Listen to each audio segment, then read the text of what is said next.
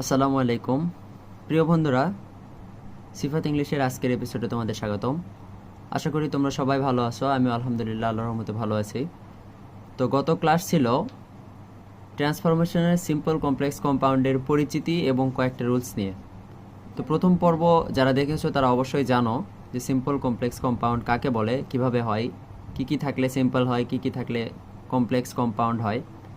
তো আমরা আজকের ভিডিওতে সেসব জিনিস নতুন করে আবার না দেখে রুলস যেগুলো বাকি ছিল সেই রুলসগুলো আমরা শুরু করব। তো চলো আর সময় না বাড়িয়ে কাজটা শুরু করা যাক। তো বন্ধুরা, আমরা ট্রান্সফরমেশনের সিম্পল কমপ্লেক্স কম্পাউন্ডের কয়েকটা রুলস আমরা গত দিনে পড়েছি। তো আজকে আমরা যেগুলো রুলস অবশিষ্ট ছিল সেগুলো আজকে আমরা শুরু করব। তো চলো দেখা যাক। সিম্পল সেন্টেন্সে যদি বাই প্লাস জিরান্ড তথা ভার্ব প্লাস আইএনজি, জিরান্ড বলতে ভার্ব প্লাস আইএনজি থাকে, তাহলে সেটা কমপ্লেক্স এবং কম্পাউন্ড কি করে করতে হবে সেই রুলসগুলো আমরা আজকে জানবো। তো দেখো, প্রথমে আমরা দেখি সিম্পল সেন্টেন্সে যদি বাই প্লাস জিরান্ড থাকে, অর্থাৎ by reading properly you will pass. এই যে দেখো, বাই প্লাস ভার্বের সাথে আইএনজি অর্থাৎ gerund, by reading properly you will pass, এই ধরনের যদি কোনো বাক্য পাও তাহলে তোমরা ধরে নিবে সেটা সিম্পল আছে। তাহলে সেটা যদি কমপ্লেক্স করতে যাও তাহলে সেটার গঠন হবে ইফ প্লাস সাবজেক্ট প্লাস ভার্বের base form plus extension plus second clause, অর্থাৎ এই যে কমার পর থেকে যে সেকেন্ড ক্লজ আছে এটা পুরোটাই উঠিয়ে দিবে। চলো আমরা এক্সাম্পলে যাই। কি বলেছি, কমপ্লেক্স করতে হলে ইফ দিতে হবে। তো প্রথমে একটা ইফ নিয়ে আসা হলো, তারপরে সাবজেক্ট, দেখো বাক্যের সাবজেক্ট এখানে আছে, ইউটা তুমি এখানে নিয়ে আসলে, তারপরে কি আছে, ভার্ব নিয়ে আসতে হবে, রিড ভার্ব, ভার্বের বেস ফর্ম রিড নিয়ে আসলে, তারপরে প্রপারলি এক্সটেনশন প্রপারলি নিয়ে আসলে, তারপরে দেখো সেকেন্ড ক্লজ। তাহলে দেখো, if you read properly you will pass. তো দ্বিতীয় রুলস দেখো, যদি আমরা ওই বাক্যটিকে কম্পাউন্ড করতে যাই তাহলে বাক্যটিকে ইম্পারেটিভ সেন্টেন্সে রূপান্তরিত করতে হবে, তথা আদেশমূলক বাক্য। আমরা জানি ইম্পারেটিভ সেন্টেন্স অর্থ হচ্ছে সেটা হয়তোবা আদেশ অথবা নিষেধ সূচক হবে। তো সেই ধরনের বাক্য এরকম হবে যে তুমি কাজটা করো বা এই কাজটা তোমার করা উচিত, কাজটি করো না, এই ধরনের বাক্যটিকে ইম্পারেটিভ বাক্য বলা হয়।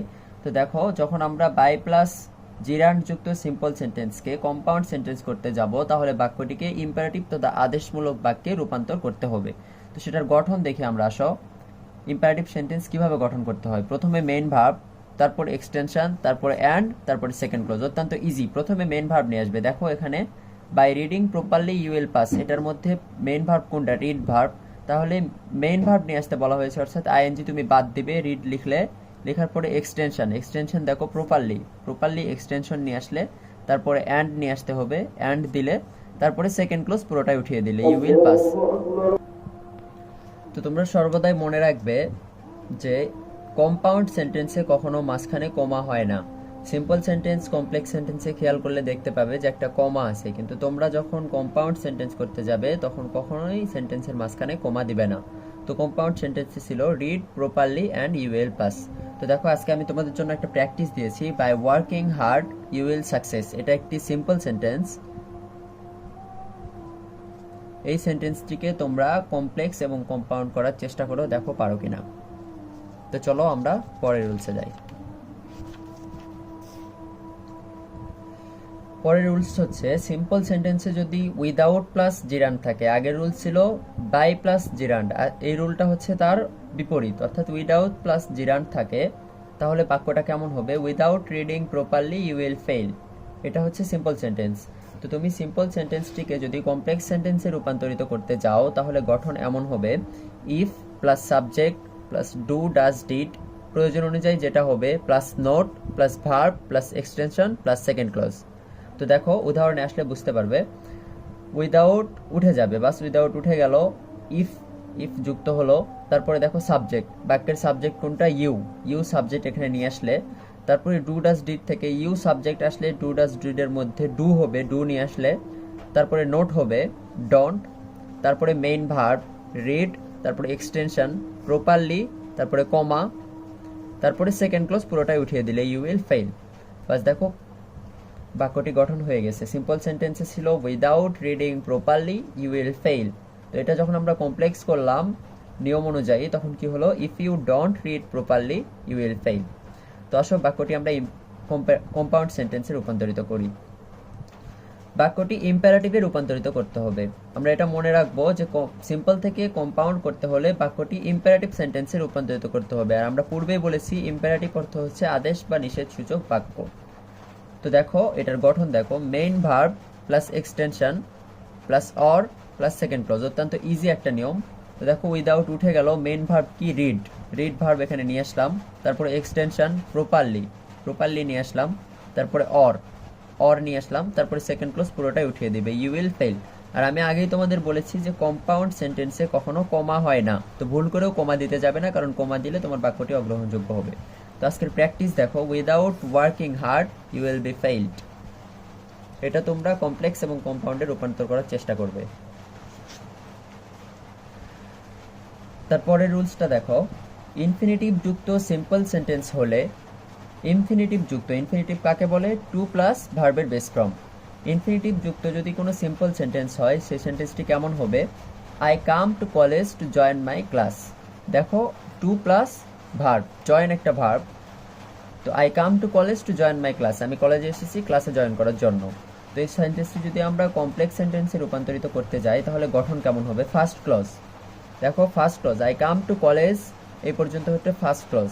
ফার্স্ট ক্লজটা পুরোপুরি উঠিয়ে দিলে, তারপরে সো দ্যাট অথবা ইন অর্ডার দ্যাট যে কোনো একটা নিয়ে আসবে, তারপরে subject plus could plus second ক্লজের টু এর পরের অংশ।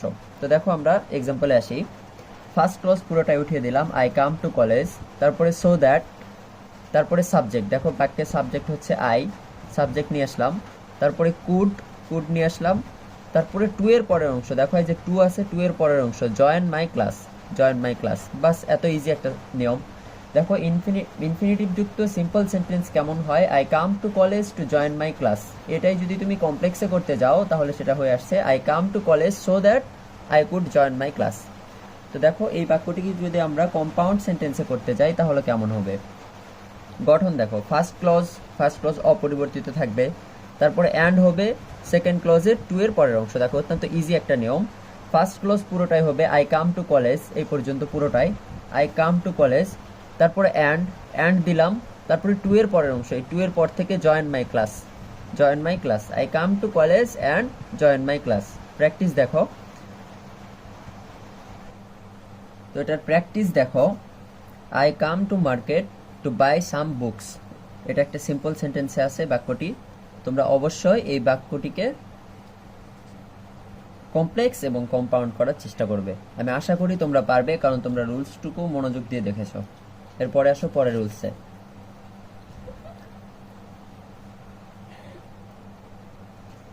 সিম্পল সেন্টেন্সে ব্যক্তি, বস্তু, সময়, প্রাণী, স্থান ইত্যাদি থাকলে, তো দেখো এক্সাম্পল দেখো, আই স এ রানিং কার একটা বস্তু। তো এটাকে যদি আমরা কমপ্লেক্স করতে যাই, তাহলে গঠন কেমন হবে? Subject plus verb plus object, তারপরে সাবজেক্ট অনুযায়ী হু, হোম, হুইচ, হোয়েন, হোয়ার যে কোনো একটা কিছু হবে।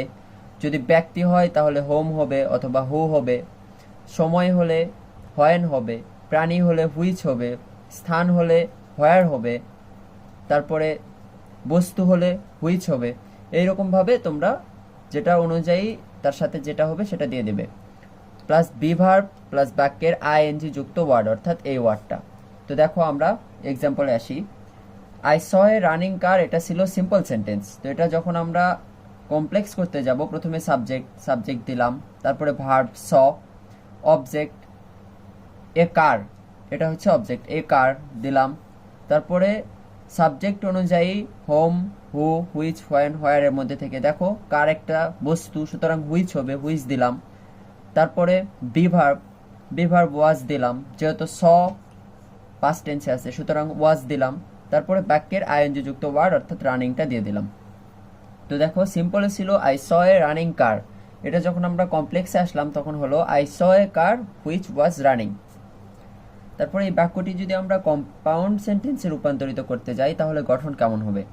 Subject plus verb plus object plus and, তারপরে অবজেক্টের সাবজেক্টিভ রূপ, তারপরে বাক্যের আইএনজি যুক্ত ওয়ার্ড।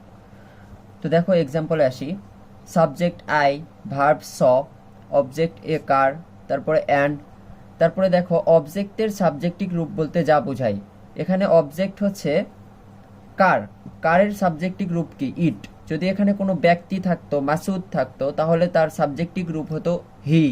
যদি কোনো মেয়ে থাকতো তাহলে শি হতো, যদি প্লুরাল থাকতো দেম হতো। এরকমভাবে অবজেক্টের সাবজেক্টিভ রূপ নিয়ে আসবে।